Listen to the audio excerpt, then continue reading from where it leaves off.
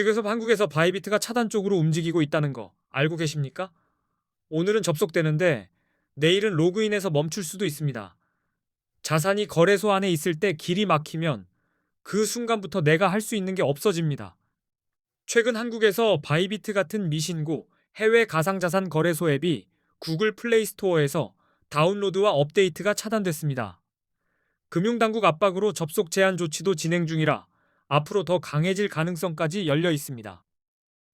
이런 이슈에서 제일 무서운 건 나중에 옮기지 뭐 하는 습관입니다. 업데이트가 막히면 앱이 낡고 인증이나 출금 과정에서 문제가 생겨도 대응이 느려집니다. 그러다 접속까지 제한되면 옮길 기회 자체가 사라집니다. 그래서 바이비트 이용자분들은 바이비트에 있는 자산을 신속히 다른 거래소로 옮겨야 하는 상황입니다. 선물 포지션이 있으신 분은 특히요. 시장은 분 단위로 움직이는데 접속이 분 단위로 막히면 대응이 통째로 늦어집니다. 이번 조치의 첫 번째 원인은 FIU 미신고입니다. 바이비트는 국내 금융당국, 금융정보분석원에 가상자산사업자 VASP로 정식 신고하지 않았습니다. 미신고 해외 거래소라는 이유로 제재가 들어온 흐름입니다. 두 번째 원인은 구글 정책입니다. 구글이 한국금융당국 요청에 따라 미신고 해외 거래소 앱을 플레이스토어에서 퇴출시키기로 결정하면서 다운로드와 업데이트가 막혔습니다. 설치가 막히면 신규 이용자는 시작도 못합니다. 여기에 세금 이슈도 겹칩니다. 국내 거래소에는 앞으로 세금이 부과될 예정인데 해외 거래소는 과세가 상대적으로 어렵습니다. 그래서 금융당국이 해외 거래소에 더 강한 조치를 취한 것으로 보인다는 분석이 나옵니다. 그럼 기존 이용자분들은 뭘 해야 하느냐? 결론부터 말하면 지금 옮기셔야 합니다. 이미 설치된 앱은 당분간 사용 가능할 수 있지만 업데이트가 막히고 향후 접속이 차단될 수 있습니다. 자산은 개인 지갑으로 출금하는 게 가장 안전합니다. 개인 지갑으로 옮길 때는 서두르기 전에 체크할 게 있습니다. 출금 네트워크를 잘못 고르면 입금이 지연되거나 꼬일 수 있습니다. 주소를 입력할 땐 한 글자씩 확인하시고 소액으로 먼저 보내 정상 도착을 확인한 뒤 본 금액을 옮기세요. 또 한 가지, 앱을 삭제해버리면 재설치가 어려워질 수 있습니다. 이미 차단된 상태에서는 다시 깔 길이 막히기도 합니다. 그래서 앱을 지우기 전에 먼저 출금과 이동을 끝내는 순서가 안전합니다. 지금은 정리가 먼저입니다. 신규 이용자분들은 플레이스토어에서 앱 설치가 불가능한 상황입니다. 게다가 웹사이트 접속도 제한될 수 있어요. 시작부터 막히면 가입, 인증, 입출금 동선이 꼬이면서 시간을 잃고 그 사이 시장은 또 움직여버립니다. 이미 계정은 있는데 업데이트가 안 되는 분들도 계시죠. 이런 경우엔 기능이 뒤처지면서 로그인이 꼬이거나 보안 인증이 버벅일 때가 생깁니다. 접속이 될 때 자산부터 빼두면 나중에 어떤 제한이 와도 마음이 덜 흔들립니다. 접속 우회 방법도 있습니다. VPN 사용 같은 방식으로 돌아가는 길을 찾는 분들이 있지만 보안과 법적 위험을 감수해야 합니다. 특히 출금이나 로그인 정보를 다루는 순간엔 작은 불안 요소도 크게 돌아올 수 있습니다. 국내 거래소로 옮기면 되지 않느냐고요.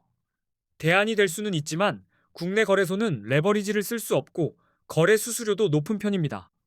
추후 세금이 부과될 예정이라 선물 단타 목적이라면 저는 국내 거래소 이용을 추천드리지 않습니다.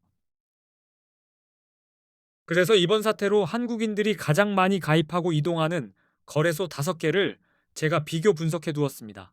급할수록 아무데나 옮기면 안 됩니다. 입출금 편의, 한글 지원, 수수료, 이벤트, 안정성을 같이 보셔야 합니다. 이 5개 거래소는 공통적으로 원화 입금이 가능하고 한글 지원도 됩니다. 수수료도 비교적 저렴한 편이라 옮겨간 뒤에도 불필요하게 새는 돈을 줄일 수 있습니다. 초보자 기준으로 막히는 구간이 적은 곳들입니다. 가입 시 $100를 지급하는 이벤트를 진행하는 곳도 포함되어 있습니다.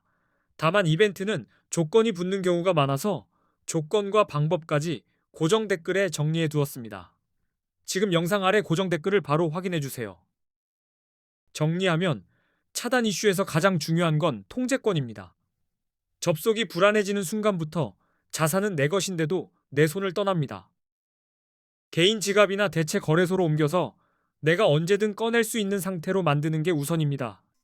이제부터는 코인 선물 거래의 기본적인 단타법을 설명드리겠습니다. 어떨 때 롱을 잡고 어떨 때 숏을 잡아야 하냐? 이 질문만 제대로 정리해도 불필요한 매매가 확 줄어듭니다. 오늘은 핵심 신호만 뽑아드리겠습니다. 선물 거래는 레버리지로 작은 변동도 크게 만들 수 있어서 타이밍이 더 중요합니다. 그래서 방향을 맞히는 것보다 방향이 확실해지는 순간에만 들어가는 습관이 필요합니다. 그 순간을 찾는 도구가 추세, 거래량, 뉴스, 보조 지표입니다. 비트코인은 변동성이 큰 만큼 들어가면 바로 흔들립니다. 그 흔들림에 휘둘리면 손이 바빠지고 판단이 흐려집니다. 그래서 먼저 롱과 숏의 개념을 단단히 잡고 왜 지금이냐를 말로 설명할 수 있을 때만 진입하는 게 좋습니다. 롱 포지션은 가격이 오를 것이라 예상해 매수로 들어가는 겁니다. 쉽게 말해 상승에 베팅하는 방식입니다. 반대로 숏 포지션은 가격이 떨어질 거라 예상할 때 진입하며 하락에 베팅하는 방식이라고 생각하시면 됩니다. 롱 진입 신호의 시작은 차트에서 강한 상승 추세가 보일 때입니다. 비트코인이 여러 차례 고점을 높여가며 올라가고 저점도 같이 올라가면 힘이 위로 붙었다는 뜻입니다. 이런 흐름에서는 롱이 유리해질 수 있습니다. 기술적 분석에서는 50일 이동평균선이 150일 이동평균선을 돌파할 때를 골든 크로스라고 부릅니다. 이 장면은 추세가 위로 바뀌는 강한 신호로 해석되는 경우가 많습니다. 상승 추세와 함께 나오면 롱 근거가 더 단단해집니다. 그리고 거래량입니다. 가격이 오를 때 거래량이 함께 증가하면 시장의 신뢰도가 높아진다는 신호가 됩니다. 사람이 붙으면서 올라가는 상승은 쉽게 꺼지지 않습니다. 거래량이 붙는 상승을 확인하면 롱 포지션의 설득력이 커집니다. 뉴스도 반드시 확인하셔야 합니다. 규제 완화, 대형 기관 투자자들의 진입, ETF 승인 같은 긍정적 외부 요인은 가격을 상승시키는 연료가 될 수 있습니다. 좋은 뉴스가 추세와 맞물리면 롱이 훨씬 편해집니다. 다만 롱이라고 무작정 쫓아가면 위험합니다. 상승 추세에서도 급등 뒤에는 숨 고르기가 옵니다. 그래서 추세가 살아있는지, 거래량이 받쳐주는지, 고점만 올리고 있는지까지 확인하면서 올라오는 길에 올라타는 감각이 필요합니다.